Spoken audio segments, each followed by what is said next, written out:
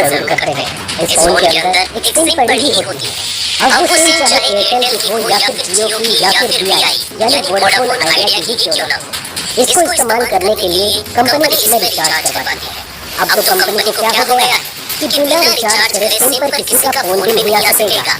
लेकिन जियो ने अभी ऐसा कोई सिस्टम नहीं लागू किया है, इसलिए जियो अब तक मार्केट में काफी लोगों को बनाए हुए है। लेकिन एयरटेल और वीआई ने ऐसा सिस्टम ला रखा है। लेकिन जियो के आने से पहले एयरटेल और बाकी कंपनियां अपने आप को इस टेलीकॉम सेक्टर का भगवान समझती थी। मेरे सिवा कोई दूसरा नहीं है, मैं जितना पैसा रखूंगी तुमको रिचार्ज करवाना पड़ेगा। लेकिन फिर एंट्री हुई जियो की, जो एयरटेल और बाकी कंपनियों के लिए काल बनकर आया था। जियो के आने के साथ ही कई कंपनियां अपना बोरिया बिस्तर लेकर टेलीकॉम सेक्टर छोड़कर चली गई। एयरटेल को भी जियो के आने से काफी ज्यादा नुकसान हुआ, लेकिन एयरटेल हार मानने वालों में से नहीं। उसने कुछ ऐसे फार्मूले अपनाए जिससे वो जियो को टक्कर देने वाली कंपनी बन गया। तो चलिए आज हम जानते हैं कि एयरटेल ने ऐसा क्या किया जो आज वो जियो के टक्कर में खड़ा हुआ है। दोस्तों वीडियो को शुरू से लेकर आखिर तक जरूर देखिएगा। तो चलिए बढ़ते हैं बिना किसी देरी के वीडियो की तरफ। दोस्तों 2016 में मुकेश अंबानी ने अपना जियो लॉन्च किया, जिसके बाद जिसे देखो वो लंबी लंबी लाइनों में So you all must be wondering कि आज मैं अपने ड्राइंग रूम में क्या कर रहा हूँ।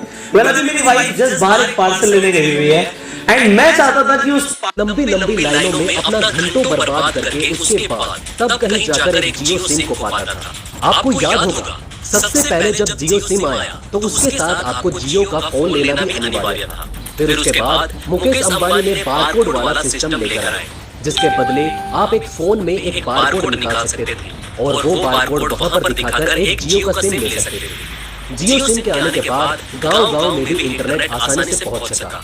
जो लोग इंटरनेट जानते नहीं थे क्या होता है, जिन्होंने कभी इंटरनेट के बारे में सुना भी नहीं था क्या होता है ये, फिर मुकेश अंबानी द्वारा लॉन्च किए गए जियो सिम की वजह से वो भी आज इंटरनेट का मजा उठा पा रहे हैं। इसी वजह से 2017 में इंडिया को सबसे ज्यादा मोबाइल डाटा इस्तेमाल करने का खिताब मिला। लेकिन कहते हैं ना, जब एक का नुकसान होता है तब जाकर दूसरे का फायदा होता है।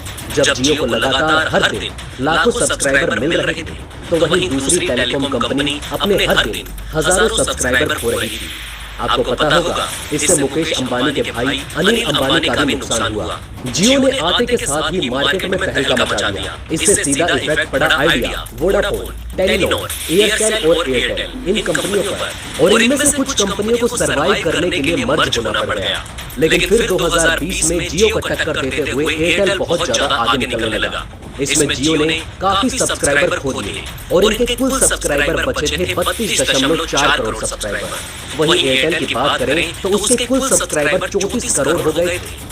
जी हाँ दोस्तों, यहाँ पर सवाल उठता है कि अचानक से एयरटेल इतने सारे सब्सक्राइबर कहाँ से ले आया? ऐसा कौन सा तरीका उसने अपनाया जिससे एयरटेल ने जियो को पीछे छोड़ दिया? तो चलिए दोस्तों, आपको थोड़ा आसान बनाकर इसे समझाने की कोशिश करते हैं।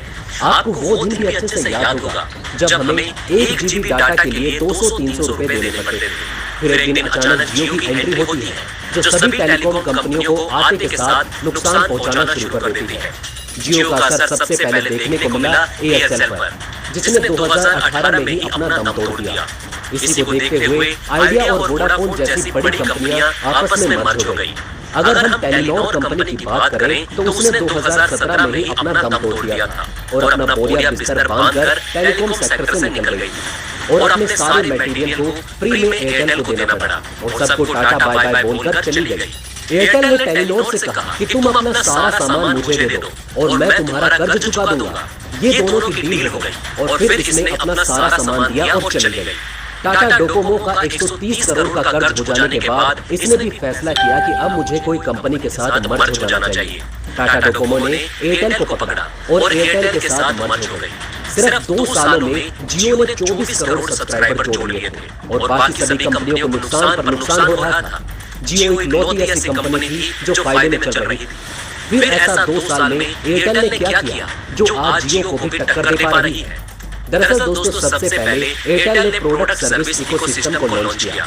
अगर आप देखेंगे जियो और एयरटेल ये टेलीकॉम की ऐसी कंपनियां हैं जो अपने टेलीकॉम सेक्टर में आपकी जिंदगी के अंदर घुसना चाहती हैं, आपकी जरूरत बनकर रहना चाहती हैं, जिससे कंपनी का लगातार फायदा हो सके। इस तरीके को प्रोडक्ट सर्विस इकोसिस्टम कहते हैं। जियो और एयरटेल ऐसा ही तरीका अपना रहे थे। ये लोगों की ऐसी आदतें बन जाए कि लोग इसे छोड़ न सके। लेकिन जैसा कि आपको पता होगा, जियो के आने से पहले एयरटेल अपनी सर्विस फ्री प्रोवाइड नहीं कर रहा था। लेकिन जियो को देखते हुए एयरटेल ने भी मार्केट में बने रहने के लिए जियो की तरह अपने प्लान लाने शुरू कर दिए। और साथ ही साथ एयरटेल, नेटफ्लिक्स, अमेज़न और होलू जैसे डिजिटल प्लेटफॉर्म का सब्सक्रिप्शन भी अपने रिचार्ज के साथ देना शुरू कर दिया। जैसा कि दोस्तों आपको पता होगा, 2017 से ही एयरटेल ने अपने ब्रॉडबैंड कनेक्शन के पैर पसार दिए थे। लॉकडाउन से पहले एयरटेल के 21 लाख घरों में ब्रॉडबैंड कनेक्शन थे। लेकिन फिर होता है लॉकडाउन का सिलसिला चालू। इस लॉकडाउन में एयरटेल को जमीन से आसमान पर पहुंचा दिया। लॉकडाउन की वजह से हर काम ऑनलाइन हो रहे थे और एयरटेल ब्रॉडबैंड के जरिए हाई स्पीड इंटरनेट प्रोवाइड कर रहा था। तो लोगों ने इसे लगवा लिया। एयरटेल ने हर छोटी बड़ी जगह अपनी केबल लाइन बिछानी शुरू कर दी और एयरटेल के वाईफाई ब्रॉडबैंड के साथ एयरटेल डिश टीवी को भी फ्री में देने लगा। एक चीज ये भी हो सकती है जिसने एयरटेल को इतनी ऊंचाई पर पहुंचाया। दोस्तों, आपसे अगर हम एक सवाल पूछें तो आप इसका जवाब क्या देंगे? जाहिर सी बात है, अगर आपसे पूछा जाए कि आपने जियो का सिम क्यों खरीदा था, तो आप बोलेंगे फ्री डाटा और कॉलिंग के लिए। लेकिन शुरू में जियो ने फ्री डाटा और कॉलिंग दिया, लेकिन बाद में इसमें चार्ज लगाना शुरू कर दिया। लेकिन फिर भी हम रिचार्ज करवा कर जियो का इस्तेमाल करते रहे, क्योंकि ये दूसरी कंपनियों के मुकाबले काफी सस्ता था। फिर जैसे जैसे प्लान की कीमत बढ़ती और सर्विस इसकी कम होती गई, जो अनलिमिटेड इंटरनेट था उसकी भी सीमा लगा दी गई, जो कि 1.5 GB प्रतिदिन की थी। जो फ्री अनलिमिटेड कॉलिंग थी वो भी लिमिटेड कॉलिंग हो गई। लेकिन फिर लोग जियो के खराब नेटवर्क की कंप्लेंट करके अपना सिम कार्ड दूसरी कंपनियों में पोर्ट करवाने लगे। लेकिन एयरटेल वहीं पर दूसरी चाल चल रहा था।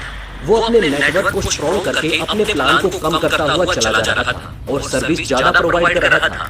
लेकिन कुछ समय बाद फिर से जियो आगे आ गया। अगर हम मार्च और अप्रैल 2021 की बात करें तो इस समय जियो ने लगभग 1.2 करोड़ सब्सक्राइबर अपने नेटवर्क से जोड़े थे। अगर हम एयरटेल की बात करें तो उसने सिर्फ और सिर्फ 50 लाख सब्सक्राइबर जोड़े थे। जैसा कि आपको पता होगा, जनवरी 2021 में एयरटेल ने अपने 5G नेटवर्क को लॉन्च किया और इंडिया की पहली 5G कंपनी बन गया, जिसने अपने नेटवर्क को हैदराबाद में लॉन्च किया। उन्होंने यही काम मुंबई और गुरुग्राम में भी किया, जहां पर एयरटेल के 5G की स्पीड 1000 Mbps थी। और अब एयरटेल दुनिया के सबसे बड़े माइक्रो प्रोसेसर इंटेल के साथ पार्टनरशिप करके इंडिया में जल्द से जल्द 5G नेटवर्क लाने की कोशिश कर रहा है। अगर हम एयरटेल की माने तो एयरटेल का कहना है कि वो 2022 जनवरी तक इंडिया के बड़े बड़े शहरों में 5G नेटवर्क लेकर आ जाएगा। दोस्तों, आपको क्या लगता है, कौन सी कंपनी बेस्ट है, एयरटेल या फिर जियो? आप हमें नीचे कमेंट करके बता सकते हैं। तो बस दोस्तों, इस वीडियो में फिलहाल के लिए इतना ही। मिलते हैं किसी नए वीडियो में एक नए टॉपिक के साथ। तब तक के लिए अलविदा। लेकिन जाने से पहले दोस्तों, इस वीडियो को ज्यादा से ज्यादा लाइक और शेयर जरूर करिएगा, ताकि आपके अपनों के पास भी ज्यादा से ज्यादा जानकारियां पहुंच सके। उम्मीद करते हैं कि आपने इस वीडियो से कुछ न कुछ नया जरूर सीखा होगा। अगर हाँ, तो लाइक करके हमें अपना प्यार दिखाइए, कमेंट करके हमें अपनी राय बताइए और चैनल को सब्सक्राइब करके अपने ज्ञान को ऐसे भी बढ़ाते रहिए। धन्यवाद।